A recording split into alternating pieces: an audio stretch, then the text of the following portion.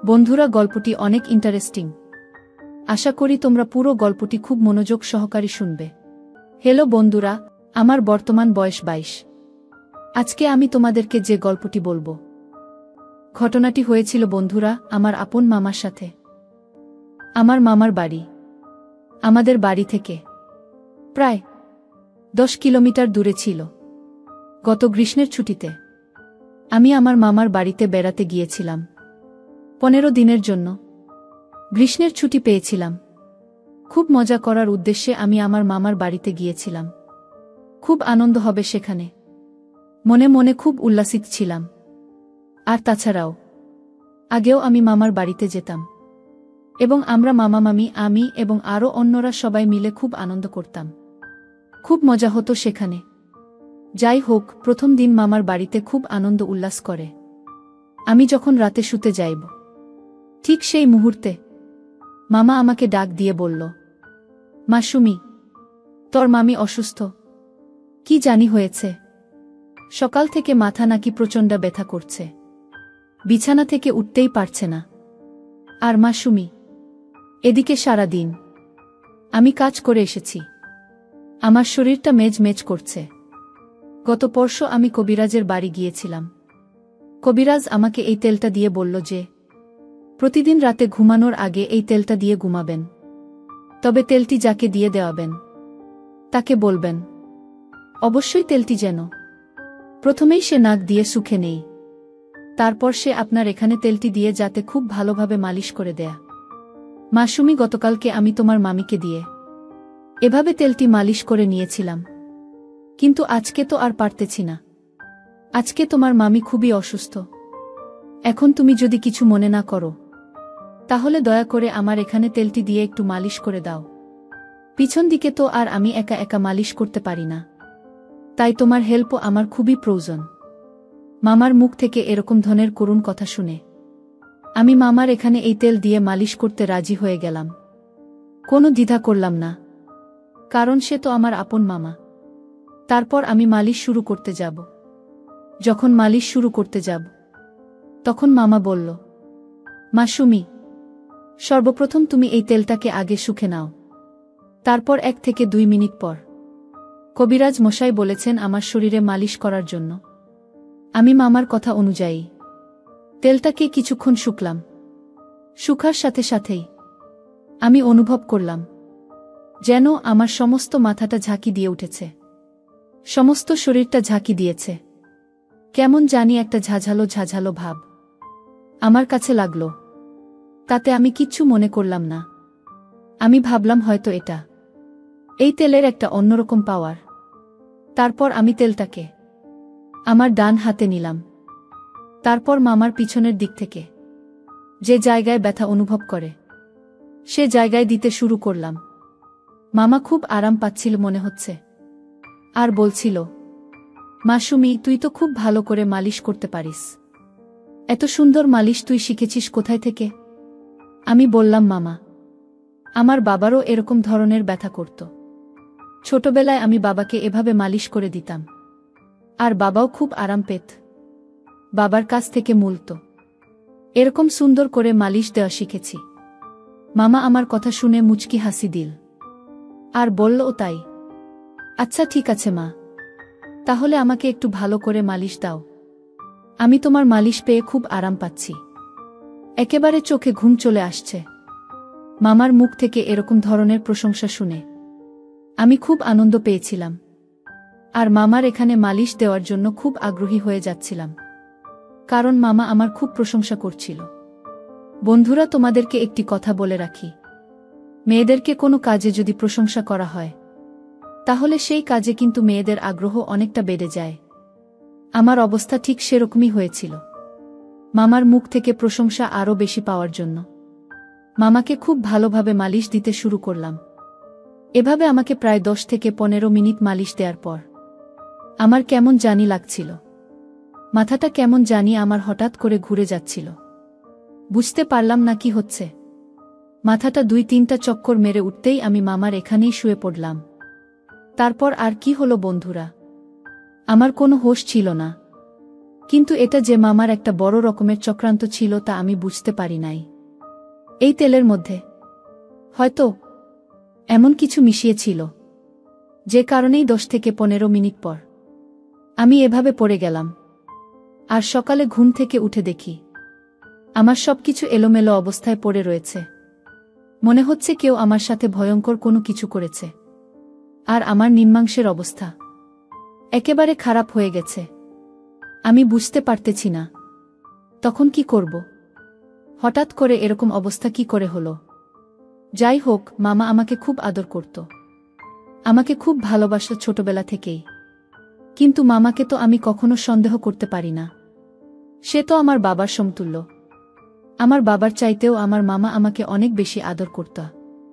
আর সবচেয়ে বড় কথা হলো, আমি যখন মামাকে তেল দিতে গিয়েছিলাম, অর্থাৎ মালিশ করতে গিয়েছিলাম, তখন আমার মনে হচ্ছিল আমি মামাকে মালিশ দিচ্ছি। কিন্তু সকালে ঘুম থেকে উঠে দেখি আমি আমার রুমে শুয়ে আছি, কিন্তু মামা মামার রুমে শুয়ে আছে।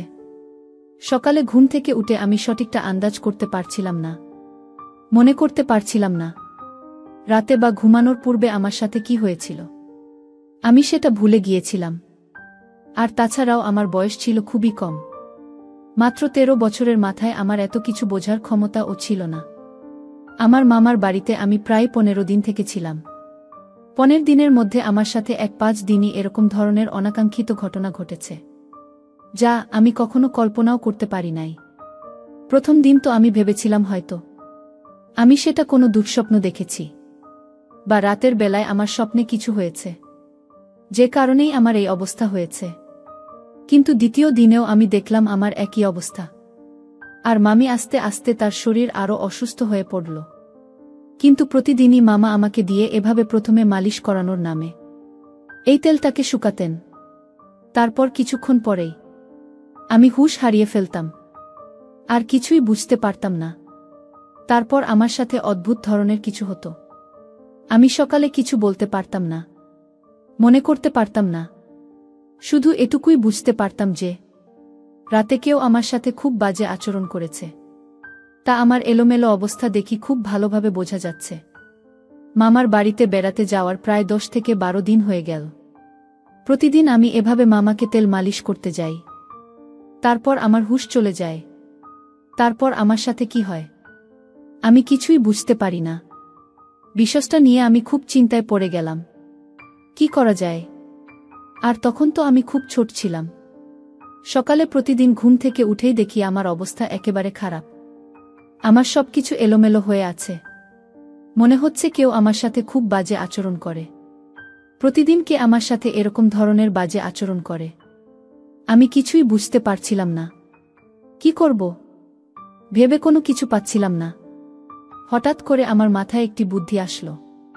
আজকে আমি দেখব কে আমার সাথে এরকম করে, কার এত বড় দুঃসাহস। আর তাছাড়া মামার বাড়িতে মামি, মামা আর আমি ছাড়া অন্য কেউ তো নাই। তাহলে আমার সাথে কে এরকম আচরণ করে? আমি তো কোনো কিছু ভেবে পাচ্ছিলাম না। আর মামা আমার সাথে এরকম আচরণ করবে, তা তো আমি কোনোদিন কল্পনাও করতে পারিনি। চিন্তা করলাম আজকে যেভাবেই হোক এর রহস্য আমাকে খুঁজে বের করতে হবে। জানতে হবে কে আমার সাথে প্রতিদিন এরকম ধরনের আচরণ করে। পরের দিন রাত্রের বেলায় মামা যখন আমাকে ডাকল তার এখানে তেল দিয়ে মালিশ দিয়ে দেওয়ার জন্য, তারপর মামা যখন বলল তেলটা আগে শুকে নিতাম, আমি একটা টেকনিক কাটিয়ে আমার নাকের ভেতরে তোলা ফিটিং করে দিলাম। এমনভাবে তুলা লাগিয়েছিলাম যাতে এই ওষুধের যে পাওয়ার, ওষুধের ক্ষমতা, সেটা আমার নাকের ভিতর দিয়ে কখনো আমার ভিতরে না যেতে পারে। আর যদি না যেতে পারে তাহলে আমি আর অজ্ঞান হব না। তাহলে আমি বুঝতে পারব প্রতিদিন কে আমার সাথে এরকম ধরনের নোংরামি আর বাজে আচরণে মেতে উঠে। মনের মধ্যে কিছুটা ক্রোধ, কে আমার অগোচরে এসে আমার এত বড় সর্বনাশ করছে। পরিকল্পনা অনুযায়ী আমি আমার কাজ করতে লাগলাম। কিন্তু সেদিন যখন মামার এখানে তেল দিয়ে মালিশ করতে যাই, তখন আর আমি অজ্ঞান হয়নি। কারণ এই তেলের মধ্যে যে পয়জনটা ছিল সেটা আমার এখানে এফেক্ট করতে পারে নাই। তারপরেও আমি পূর্বের মতো ভান ধরে পড়ে রইলাম। কিছুক্ষণ পর দেখলাম মামা আমাকে সরিয়ে আমাকে শুইয়ে আসতে আসতে তার রুমে চলে গেল। আমি অবাক হতে লাগলাম যে মামা তো আমার এখান থেকে আমাকে সুন্দর করে শুইয়ে তারপর চলে গেল। তাহলে সকালে ঘুম থেকে উঠে আমার এরকম অবস্থা হয় কেন? ভাবলাম আজকে সারারাত সজাগ থাকব, দেখবা আমার সাথে কি হয়। চিন্তা করতে করতে কোনো ঘুম আসছিল না। মনের মধ্যে শুধু একটাই চিন্তা, আমার সাথে কি হয় তাহলে? মামা তো আমাকে কিছু করল না, তাহলে কে আমার সাথে এরকম করে? এসব ভাবতে ভাবতে ঘন্টা খানেক পরেই দেখলাম আস্তে আস্তে কে যেন দরজা খুলে আমার কাছে আসলো। আমার পাশে দাঁড়িয়ে আমার মুখের দিকে তাকিয়ে আমাকে 3টা ফু দিল। তারপরেও আমি ঘুমের ভান ধরে পড়ে রইলাম। মনে মনে ভাবতে লাগলাম, দেখি লোকটি আমার সাথে কি করে। একটু পরেই আমি লক্ষ্য করলাম যে লোকটি আমার সবকিছু তুলে নেওয়ার চেষ্টা করছে। আমার কাছ থেকে আমার সম্মান, আমার ইজ্জত কেড়ে নেওয়ার চেষ্টা করছে। আমি ভয়ে হতভম্ব হয়ে গেলাম, কারণ আমার বয়স মাত্র 13 বছর। এছাড়াও রাতের অন্ধকারে আমার সাথে এরকম ধরনের অদ্ভুত আচরণ হচ্ছে। ভয়ে আমার ভিতরটা কেঁপে উঠছিল। যখন লোকটি আমার এখানে তারটা একটু ছড়াবে, তখন আমি আর সহ্য করতে না পেরে আমি অনেক কষ্টে তাকে ধাক্কা দিয়ে ফেলে দিয়ে খুব তাড়াতাড়ি লাইটটা অন করি। লাইটটা অন করার সাথে সাথে আমি যা দেখলাম তাতে আমার 2 চোখ মুছে গেল। অর্থাৎ আমার নিজের মামাই আমার সামনে মাথাটা নিচু করে দাঁড়িয়ে রইল। আমি রাগে ক্রোধে মামাকে খুব তিরস্কার করতে শুরু করলাম, আর খুব দুঃখ প্রকাশ করলাম, আর বলতে লাগলাম, মামা তুমি আমার আপন মায়ের ভাই, অথচ তুমি আমার সাথে এই কাজটি করবা, তা আমি কল্পনাই করতে পারি না। এই বলে আমি খুব কাঁদতে লাগলাম। তারপর মামা মাথাটা নিচু করে আমার এখান থেকে চলে আসলো। সেদিন রাত পেরিয়ে সকাল হলে আমি আমার মামার এখানে গেলাম। মামা আমাকে দেখে খুব হাসি খুশি করছিল। মনে হচ্ছিল না যে সে রাতে আমার সাথে এরকম ধরনের একটা জঘন্য কাজ করে। তার এই আচরণ দেখে আমি অনেকটা হতবাক হয়ে যাই। ভাবলাম আমার মামা এত খারাপ, এত জঘন্য। আস্তে আস্তে আমার মনটা খারাপ হতে লাগলো। এক পর্যায়ে আমি মামার সামনে কেঁদে দিলাম। আমার কান্না দেখে মামা খুব বিস্ময়ের সাথে আমাকে জিজ্ঞেস করল, মাসুমি, তোমার কি হয়েছে? তুমি কাঁদছো কেন? মামার এইরকম আহ্লাদের কথা শুনে আমার কাছে আরও বিরক্তিকর লাগছে। এক পর্যায়ে আমি মামাকে বলতে বাধ্য হলাম যে মামা তোমার বাহিরে এক রূপ আর ভিতরে আরেক রূপ। তুমি আমার সাথে যা করেছ তা কোনোভাবে মেনে নেওয়া সম্ভব নয়। আমার কথা শুনে মামা খুব হতবাক হয়ে গেল আর বলল, মাসুমি, এসব তুমি কি বলছা? আমি তোমার সাথে কি করেছি? তুমি আমার মেয়ে, তুমি আমার সাথে এভাবে কথা বলছো কেন? তুমি আমার মেয়ের মতো, আমি তো তোমাকে মেয়ের চাইতে আরও বেশি দেখি। আর মাসুমি, আমার সাথে এভাবে কথা বলছো কেন? তখন আমি বললাম, মামা, তুমি রাত্রে আমার সাথে জঘন্য আচরণ করো নাই। আমি যখন ঘুমিয়েছিলাম। মামা বলল, কি বলছো মাসুমি? আমি রাতে তোমার ঘরে যাব কেন? মামার কথা শুনে আমি আরও হতবাক হয়ে যাই। ভাবলাম কি হচ্ছে আমার সাথে। স্পষ্ট আমি যেখানে মামাকে দেখতে পেলাম সেখানে মামা এখন অস্বীকার যাচ্ছে। আজকে তাহলে পুরো বিষয়টি আমি ভালো করে দেখব। বরাবরের মতোই যখন রাত হলো, তখন ঠিক যখন আমার সাথে সেই রকম ধরনের ঘটনা ঘটতে যাবে, এই মুহূর্তে আমি আমার রুম থেকে বেরিয়ে গেলাম, গিয়ে অন্য কোথাও লুকিয়ে রইলাম। কিছুক্ষণ পর লক্ষ্য করে দেখলাম আমার মামাই আমার রুমে ঢুকছে। আপনি খুব ভালো করে লক্ষ্য করে দেখলাম লোকটি যখন আমার রুমে গিয়ে প্রবেশ করল, তখন আমি খুব তাড়াহুড়া করে মামার রুমে চলে গেলাম।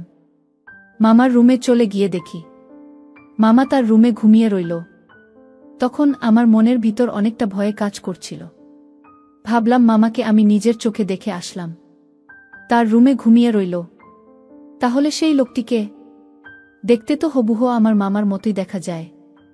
ঘটনাটি দেখে আমি খুব ভয় পেয়ে গেলাম। ভয় পেয়ে আমার মামাকে ঘুম থেকে গিয়ে ডেকে তুললাম আর পুরো ঘটনাটি মামাকে বিস্তারিত বললাম। তারপর মামা বলল, মা সুমি, এই জন্য তুই আমার সাথে এরকম ধরনের আচরণ করতে, তাই না? আমি বললাম, জি মামা। মামা সম্পূর্ণ বিষয়টি বুঝতে পারল।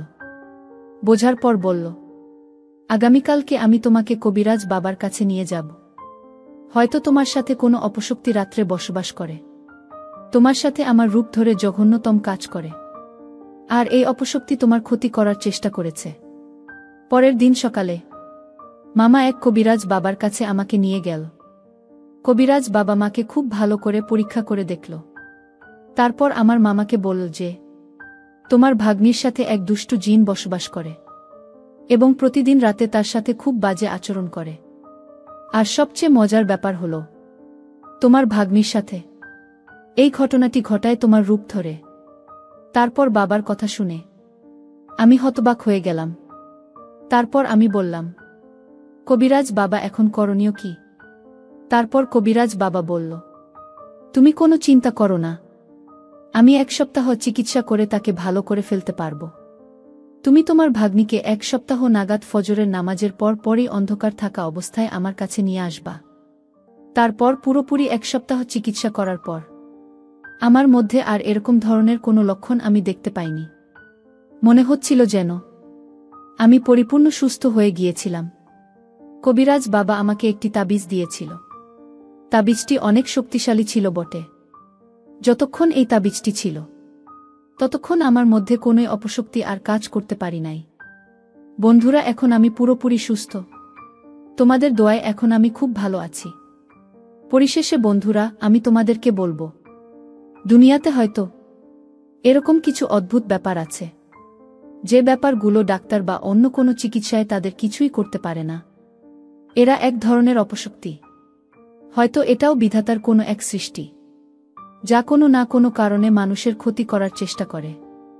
অনেক সময় আমরা হয়তো এসব বিষয়কে তুচ্ছ তাচ্ছিল্য মনে করে এড়িয়ে চলি, কিন্তু বাস্তবতা যে কখন কার জীবনে কোনটা সত্য হয়ে দাঁড়ায় তা কখনো বোঝা যায় না। আমাদের প্রত্যেকটি মানুষেরই উচিত প্রত্যেকটি ছোটখাটো বিষয়কে সিরিয়াস ভেবে নেওয়া। তাহলে হয়তো আমাদের জীবনে এরকম ধরনের অপ্রত্যাশিত ঘটনা থেকে বেঁচে থাকা সম্ভব। বন্ধুরা, আজকে এই পর্যন্তই। আবারও আসবো তোমাদের মধ্যে নতুন কোনো ভিডিও নিয়ে। ভিডিওটি যদি তোমাদের ভালো লাগে, তাহলে একটি লাইক দাও। প্রতিদিন আমি তোমাদেরকে একটা করে নতুন গল্প উপহার দিব। তাই তোমাদেরকে অনুরোধ করে বলছি, তোমরা যদি এই রকম ধরনের ইন্টারেস্টিং গল্প পেতে চাও, তাহলে দয়া করে আমার চ্যানেলটি সাবস্ক্রাইব করো।